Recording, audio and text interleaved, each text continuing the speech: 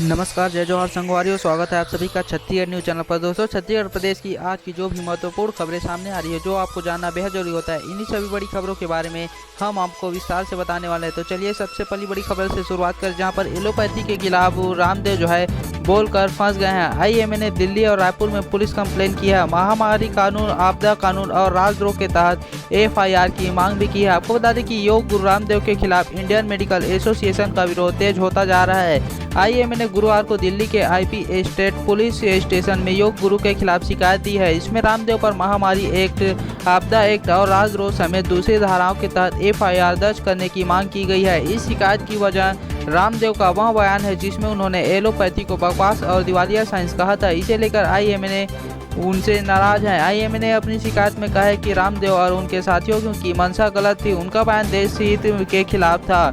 इससे गरीब जनता को जो नुकसान हुआ है उसकी भरपाई नहीं हो सकती, इसलिए उनके खिलाफ केस दर्ज किया जाना चाहिए।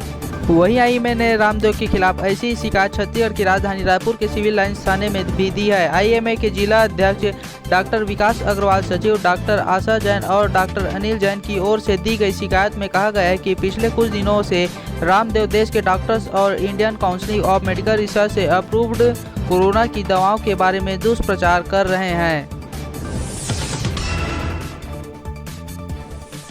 वहीं वैक्सीन की बर्बादी पर जो है विवाद छिड़ गया है। केंद्रीय स्वास्थ्य मंत्री की वीसी में छत्तीसगढ़ में 50% वेस्टेज बताया गया था। वहीं राज्य सरकार ने चिट्ठी लिखकर कहा है कि यहाँ बर्बादी 1% से भी कम है। आपको बता दें कि कोरोना रोधी टीकाकरण अभियान में टीके की बर्बादी के आंकड़ों को लेकर केंद्र और राज्य सरकार के बीच नया विवाद खड़ा हो गया है। पिछले दिनों केंद्रीय स्वास्थ्य मंत्री डॉक्टर हर्षवर्धन के साथ वीडियो कॉन्फ्रेंसिंग में प्रेजेंटेशन के दौरान केंद्रीय स्वास्थ्य मंत्रालय ने छत्तीसगढ़ में 50% टीकों का वेस्टेज दिखाया।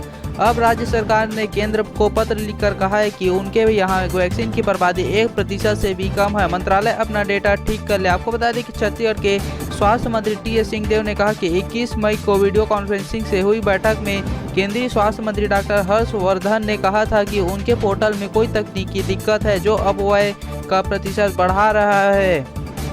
उस बैठक में हमें आश्वासन दिया था कि केंद्रीय स्वास्थ्य मंत्रालय इस मुद्दे को सुलझाने के लिए राज्यों के साथ बातचीत करेगा ताकि सही आंकड़े सार्वजनिक किए जा सकें। सिंहदेव ने कहा कि सच तो यह है कि केंद्रीय सरकार की ओर से health care worker, frontline worker और 45 से अधिक आयु वर्ग के लिए भेजे गए टीकों में से 0.95% और 18 से 44 वर्ष आयु वर्ग के लिए राज्य सरकार की ओर से खरीदे गए टीकों में 0.29% डोज ही बर्बाद हुए हैं। यह टीकों की बर्बादी के राष्ट्रीय औसत 6% से काफ़ी बेहतर है। टी.एस. सिंहदेव ने कहा कि केंद्र सरकार का फोकस राज्यों के साथ ओछी राजनीति करने से ज़्यादा टीकों की खरीदारी पर होनी चाहिए।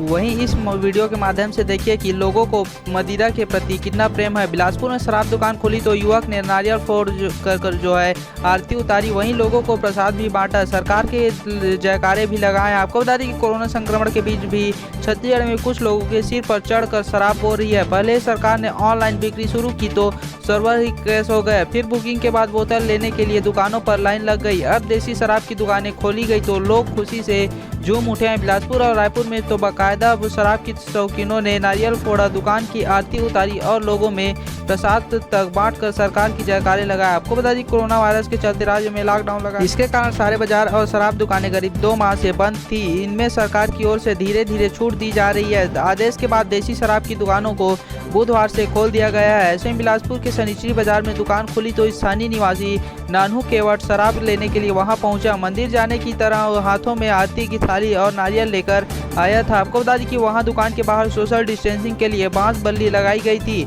नानू केवट ने सबसे पहले उन बल्लियों पर अगरबत्ती जलाई, फिर शराब दुकान के बाहर थाली में प्याला रखकर आरती उतारी और नारियल फोड़ा। इसके बाद शराब खरीदी। इस दौरान एक युवक ने उसे टोका और ऐसा करने से मना किया तो नानू ने सरकार के जयकारे लगाए और उसी पे धमका भी दिया। फिलहाल ऐसा ही नज़ारा रायपुर और सामौद में भी देखने को मिला है। वहीं संक्रमण कम होने से जो है रिकवरी दर में बढ़ोतरी आई है। एक माह में 48% एक्टिव केस जो है कम हुए हैं। वहीं रायपुर में 102 समेत प्रदेश में 2829 नए मरीजों की जो है पहचान हुई है। प्रदेश में एक माह में 48% एक्टिव केस कम हो गए हैं। 27 अप्रैल को एक्टिव केस 1.19 लाख थे। बुधवार को 53,480 बचे हैं। इस बीच पिछले 24 घंटे में रायपुर में 102 समेत राज्य में 2829 नए संक्रमित मिले हैं। रायपुर में 3 समेत 56 कोरोना मरीजों की मौत हुई है। अब तक 88.4 लाख सैंपलों की जांच हो चुकी है। प्रदेश में दूसरी लहर लगभग विदा के होने की कगार पर है। हालांकि अब तक मरीजों की संख्या 9.59 लाख पहुंच चुकी है। इसकी तुलना में 8.94 लाख मरीज स्वस्थ भी हुए हैं। आपको बता दें कि 12,769 मरीजों की मौत भी हुई है, यानी कुल मरीजों में 1.3% की मौत हुई है। मरीजों के बढ़ने की दर 0.5% रह गई है। अप्रैल में यह दर 2.5% से अधिक थी। डॉक्टरों का कहना है कि कई जिलों में सभी दुकानों को खोलने की अनुमति दी गई है। इससे बाजारों और सड़कों में चहल पहल बढ़ गई है। एहतियात से संक्रमण की रफ्तार को रोका जा सकता है।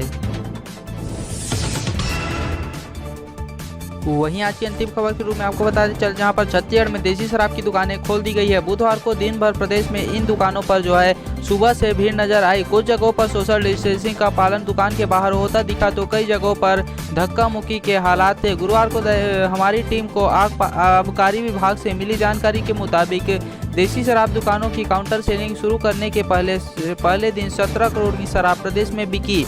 इसमें विदेशी ब्रांड की शराब की ऑनलाइन सेलिंग भी शामिल है। आपको बता दें कि छत्तीसगढ़ के पूर्व मुख्यमंत्री डॉक्टर रमन सिंह ने शराब दुकान के बाहर एक वीडियो साझा किया है। ये वीडियो दुर्ग भिलाई इलाके का है। उन्होंने ट्विटर पर वीडियो पोस्ट कर लिखा है कि बेफिक्र होकर सोया हुआ है हाकिम।